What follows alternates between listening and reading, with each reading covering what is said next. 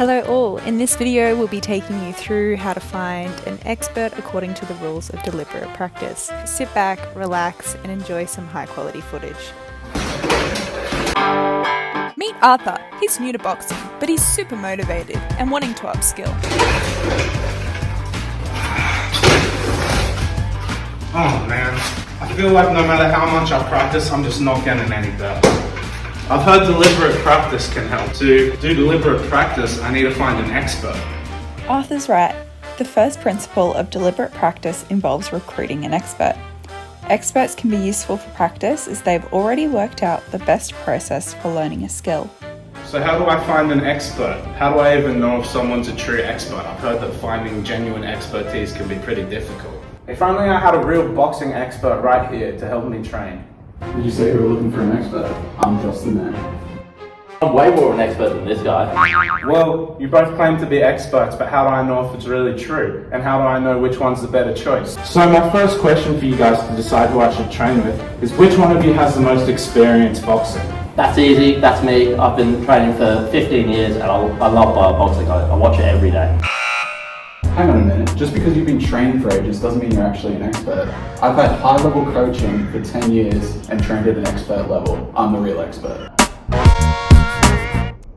It is commonly assumed that the more time you spend on a skill, the better you'll become at it. However, Erickson and Ward's research on doctors' performance found that their performance did not improve after practicing for 2 years. In some instances, it even worsened. So what does this mean for a novice boxer? Well, the expert they employ should be continually engaging in deliberate practice themselves and display high levels of motivation to improve. So my second question for you both is, how good are you actually at boxing? I'm the best, I've won all my fights, never lost to any of my friends. Well, I haven't won all of my fights, but I'm a former world champion and perform consistently at world championships for boxing. Perceptions of expertise unfortunately do not constitute actual expertise. Research by Hodgson found wine experts differed in their ratings of wine samples poured from the same bottle. Hence, it's vital for our novice to use valid and reliable measures to determine who is a true expert in the boxing ring. To develop some clarity on what makes someone an expert, Erickson and Lemon define expertise as an individual being able to produce a consistent performance on demand over a range of tasks that are representative of a domain. This definition refers to the use of reliable and valid measures. So, for our alleged boxers, we can see that Harrison demonstrates he is a valid boxing expert by being a former world champion and demonstrates reliability through consistent performance at the world championships. So where do your expertise really lie? What styles of fighting are you an expert in? I'm sure I can box, but my main fighting is ground and pound street fighting.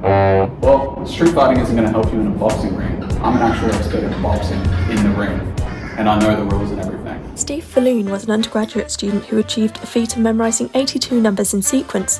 However, when he tried to apply the same technique to strings of letters, he was not able to achieve the same level of competence. This finding by Erickson and al. highlights that expertise is domain-specific. Our novice, therefore, should pick someone who has expertise in the specific area of boxing and not a broad range of fighting styles. So in summary, I should choose not just someone who's been training for the longest, but someone who's been training at the highest level, doing the best type of training. I also need someone who has reliably demonstrated their expertise through valid measures, such as proper sanctioned boxing fights, not just street fighting. Finally, I also need someone who has demonstrated expertise in my specific domain of training, which is real boxing, with all the rules, not just street fights. In summary, I think it's pretty obvious who I should go with, but I still think we should settle this with an old-fashioned tussle.